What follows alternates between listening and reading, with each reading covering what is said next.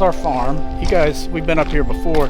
This is our old 1890s barn, and this is Sabrina's chicken collection. So they're just running around, which that was a hot debate whether we thought we could have chickens run loose or need to have them caged, but we're doing free range now. This is, what's this guy's name? Roger the rooster. He's a pretty nice guy, actually. And then here, I'll show you, we got some more chickens in here. Yeah, it's excessive. What are you gonna do? Have a lot of eggs, that's what we're doing.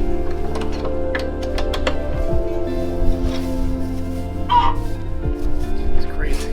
I don't even like chickens that much. You know? There's something about when, like, you get something or you're working on something and then a product happens and the egg happens and then you get to sell it. And I mean, I don't know. I'm a results-oriented person. I need results, and chickens give you results. Every day. Every day. Every day there are results. It's really awesome.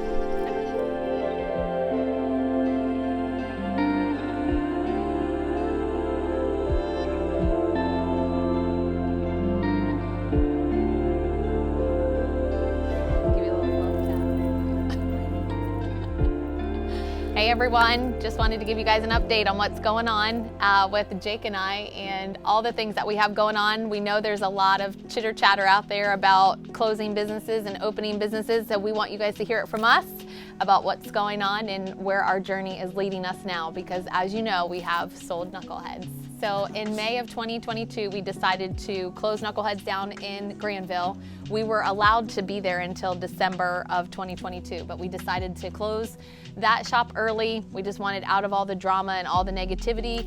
We've purchased the Buckeye Lake property, and then we had the business come up with Johnstown for the breakfast diner, and we also had Prospect still open on Prospect Street. So there was a lot happening in May of 2022. You know, we just had a lot going on, so we wanted to simplify. Like, we loved Knuckleheads in Granville so much, and then when we were told they weren't going to renew our lease again, and then to stay open every day was, you know, seemed pointless to me. And then we had a scenario happen at Prospect. Annabelle, our second daughter, Prospect wasn't busy enough for us to justify to have two people there, so we always had one person working. And at the end of one of her shifts, she called me and she said, "Hey Mom, do you want to hear about something that happened to me today?" And I said, "Absolutely."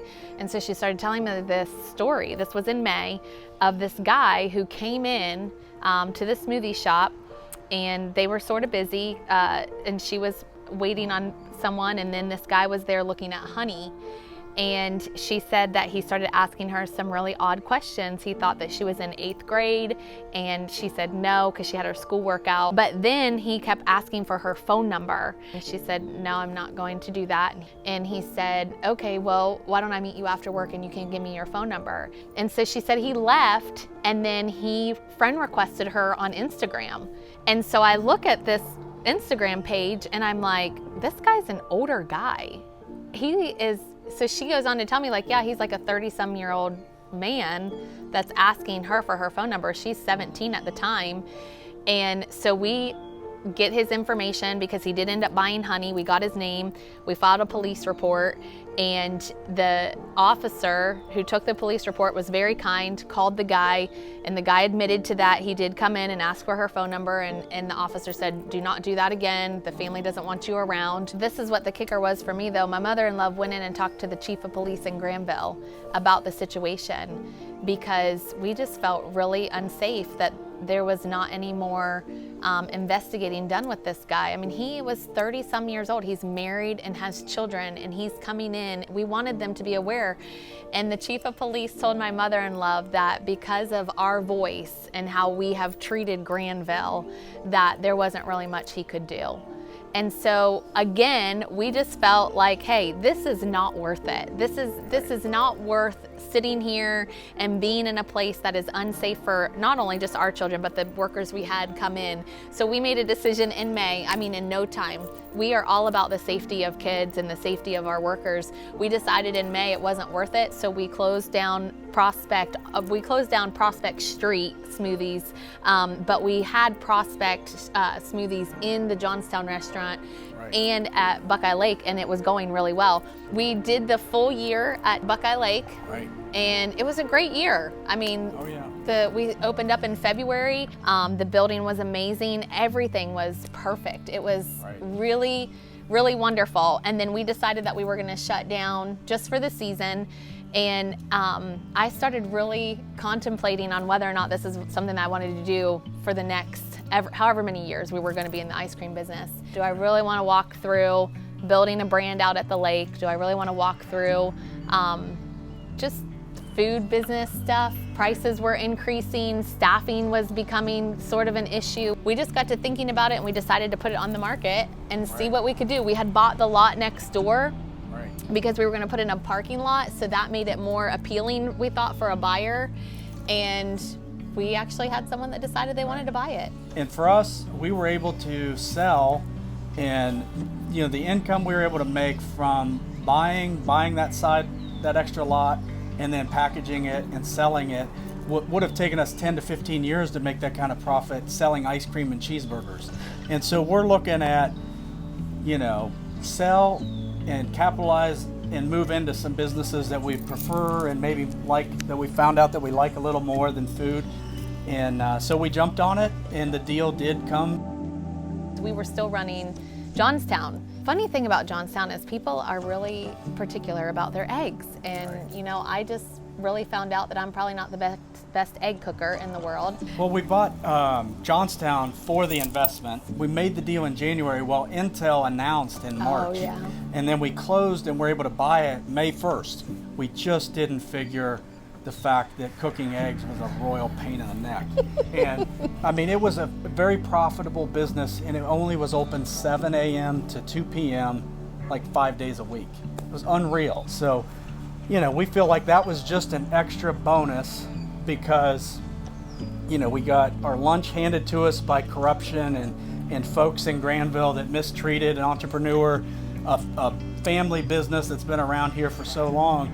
It's like, yeah, fine, keep talking about us, kick us out or whatever, and we're just finding ways to make money and expand our territory. We just kept saying yes to opportunity, and we didn't always know if the yes was something that was going to work, but we knew that there would be profit behind it, and we were willing to just say yes to this. If something else comes along, it's fine. And so we just started to have a change of heart and just say, this is not something we have to do. Jake and I are just really good at right now knowing that if we're not in it 100% and we don't have a lot of passion towards it, it's time to let it go. And restaurants just aren't in it anymore. And so we made a decision to say, hey, we're gonna let these go and we're gonna be okay with it. And so we put them both on the market, and they sold. And right now I really feel like I'm semi-retired. I'm still homeschooling 3 of our children, so I've been spending a lot more time with them. I mean, we spend a lot of time together, but got myself some chickens, so I'm getting into the chicken business. I don't know why we have 50, but we have about 50 chickens right now for some reason. That's excessive. We found through this whole thing, and if you watch the first Knuckleheads story that we told when we were going through this, we were able to buy a property. We call it North 64.